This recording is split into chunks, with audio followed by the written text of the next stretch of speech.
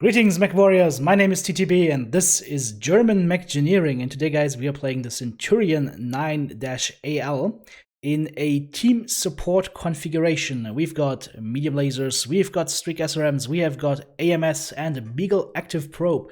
Let's jump right into the build of this insane hoplite, this insane MOHAWK carrying 50-ton beauty of a beast.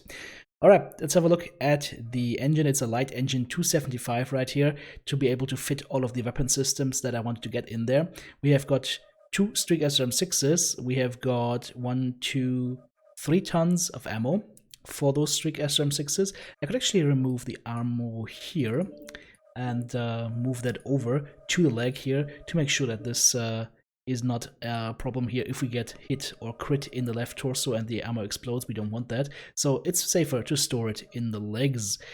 That just happens, guys, when I update a build. Sometimes you will see that there are some remnants in there that should not be in there, but that is why we see those when we talk about the builds. So let's have a look at the lasers. We've got 2 medium lasers in the CT. We've got 2 medium lasers in the right arm. So the Alpha Strike firepower is going to be 44. The speed, 90 kph almost. We've got an AMS in the right torso and some AMS ammo. I chose to put it into the head. You can also put it into the leg. Both are fine. CT armor 71 with this build, side torsos 53, so not too crazy. Also, we cannot do zombie mode with this spec, of course, because we are running a light engine, so if we lose both side torsos, we are dead. But that is fine, that's not a problem. So all in all, we've got a nice little team support package. We've got some medium lasers that can do directed damage. We can do Streak SRM6s against smaller targets that try to run around us and can engage those very easily. We can deal with mechs that have ECM. We can still lock onto them with our streaks due to the Beagle Active Probe. So all in all, this is a totally complete package. And especially with the AMS, we also have some team support build here. Okay, for the skill tree, let's go over that a little bit more quickly since we spent so much time in the loadout. I'm going heavily into the firepower tree here, guys. Missile Rack 1 and 2, High Explosive 1 and 2, and then, of course, laser duration, all the nodes, as well as some of the heat gen nodes and some of the range nodes in order to get those Streak SRM6s up to 310 meters, which is really nice. And the medium lasers are going to be at the same range, optimal range, so we can sync up our weapons quite nicely. Survival tree, we take the left-hand side for maximum armor.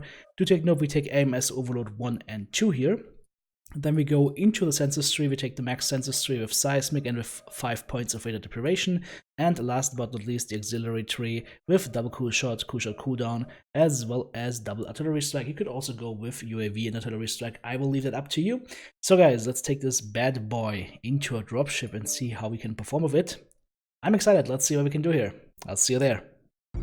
Alrighty, guys, here we are on our first map. It is going to be Mining Collective, and of course we are going to take the top, take the center, and see what we can do from there. Hopefully we get some teammates to back us up. There's already, quite a party up top here. Holy hell. Okay, shield with the left arm and start running.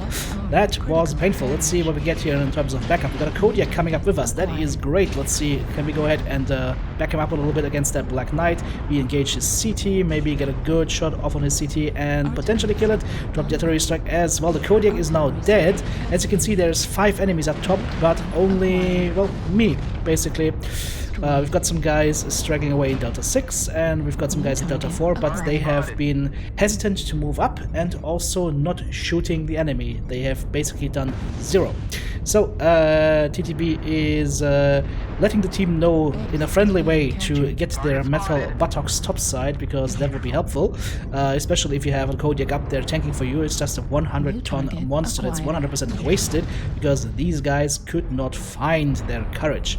Well, let's go ahead and find some courage of our own here, engaging onto the enemy Executioner, taking a full salvo to the CT, and almost getting murdered here. Well, so much for my tanking ambitions this round, guys. I think I have to relegate myself to second line duty now and to opportunism, because tanking and ballsy plays are out of the question now, and the Executioner is still up here. 6 medium pulses and an ultra ace 10. That guy has a lot of burst damage. I gotta be so careful here. Well, at least we got one kill in. Alright, one for the Cavaliers. Let's see if we can get another bit of damage here onto the enemy. Corsair here. Do a good shot onto him. Fall back a little bit. Wait for him to engage my teammate. Now we engage him on the CT. Open the CT up. He's red and he should be dead here. There we go. He actually cooked himself. And now we can go ahead and exact a little bit of revenge onto the enemy executioner. His CT is open. That's good to know. I marked him on the radar so I know where he's going. So I can go ahead and chase in after him because he is chasing my teammate, and since he's chasing him, I'm going to assist my buddy here, and together we should be able to take down this executioner, no problem. Come on, there we go, he finally falls. Beautiful. 11 kills over 3 though in the end, so the sacrifice of the Kodiak and myself was not in vain, but still, that could have been done a lot easier and a lot faster. Only the Locust remains. Let's see, can we get a lock? Nope, never mind. The Locust runs, he stumbles and he falls, and now he's just this little smoking Locust. Not smoking hot, but smoking and smoldering, as in burning wreckage.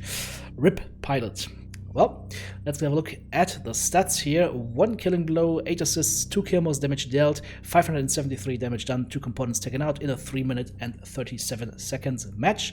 You know what, guys? We outdamaged all of our souls, so I would say this mech actually very interesting. I like to play it. And guys, if you enjoy this content, check out my Patreon page, become an active member of Team TTB. Well, whereas the guy just said in the chat, support TTB YouTube. Okay, perfect. Appreciate it. So, let's see what the enemy team is doing. There are apparently some guys in the tunnel, or at least one guy is in the tunnel because it's on fire. But that is all we saw. I'm dropping artillery strike outside here, Delta 5, with the hopes of catching an enemy that might be on the hillside. And then I look at my radar, and I see a big red blob. And that big red blob is actually pushing in Echo 6. That is the saddle, guys, and that is why I instantly turn. Apparently some other teammates either can't read the radar or they choose to ignore it and try to attack from behind here. But what we have to do right now is reinforce our guys in Echo 6, otherwise they will just be overrun. We've got some assaults in Fox 5, they will be taking a little bit of time to get there. We've got some guys behind me that are still waltzing into nothingness. Here's the thing, guys, if the enemy team pushes now over the saddle, 12 members strong, and just goes downstairs below, we're all dead, because they're pushing 12 against 5. That is the big problem here, when people ignore the radar or just walk off to the sunset. If the enemy team is ballsy and pushes, we're dead.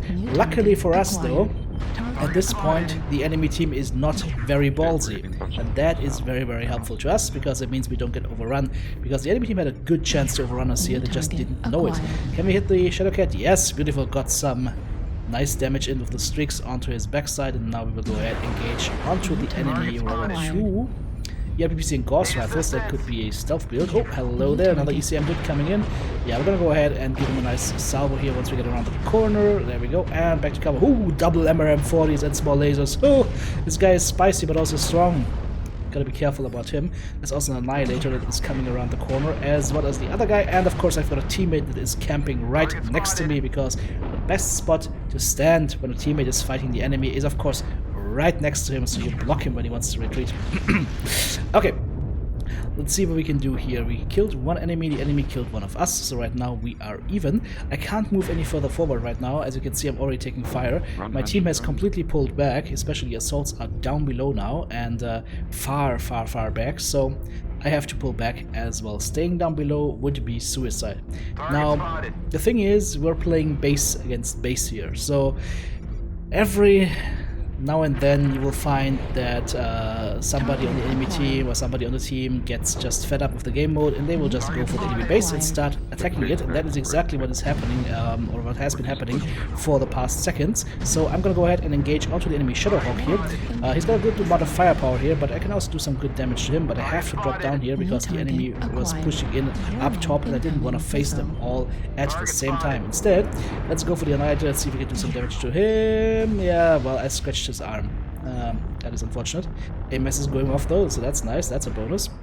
Can we get another shot off onto the Annihilator? Yes, we can! Beautiful. Every little bit of damage helps, guys, here. That's a Shadowhawk again, and something is hitting me from behind. Okay, are you bullshitting me, dude? Here, have some streaks. Enjoy it. If he drops down, I'm gonna be so happy, but he doesn't want to drop down. Instead, he wants to be red CT, and my teammates are going to seal the deal here any second. The dragon doesn't have any weapons left, so he can be ignored, basically. I'm gonna go onto the enemy annihilator. Oop, and he's got his friends. Holy hell. That is a lot of friends, guys. Well, I got medium lasers and streaks left, and I'm against an annihilator and a banshee. So what do you do now, guys? Well, look at the radar. I still have teammates and they are in a position to fire. So I'm going to do a thing with the brain. I'm not going to go in like a madman. Instead, I'm going to use the pillar to shield. I'm going to use all those pillars to shield, and I'm going to get my ass out of there. Because it's still 2 kills to 2, guys. There's nothing being killed so far. I'm taking a lot of damage here on my streak torso. I realize that, so I'm shielding with the right side now. But I need to get the hell out of dodge here, because I can't stand against what's coming down that hillside. So, we are out of the fight. We have still a mech that has double streak 6s and 2 medium lasers. That is not much by any means, but it is something to fight back with. And the enemy annihilator, if he chooses to push into my guys in Echo 4, he has to go through the middle here, and through the middle means I will be able to engage him. Right now I can only engage with my medium lasers. They're going to do puny damage at this range, but you know what? Every little bit of distraction helps. If I can distract the annihilator just by shooting him so that he faces me, my teammates might be able to get off a lucky back shot or a lucky side torso shot. And if they keep ignoring me, well, I'm just going to do chip damage left and right and left and right. At some point I'm going to destroy a component. Right for now, for example, we are going in onto the annihilator's side torso, and now we are almost in range for the streaks. Here come the streaks, and that should be a dead side torso on the annihilator as soon as I can shoot it the next time.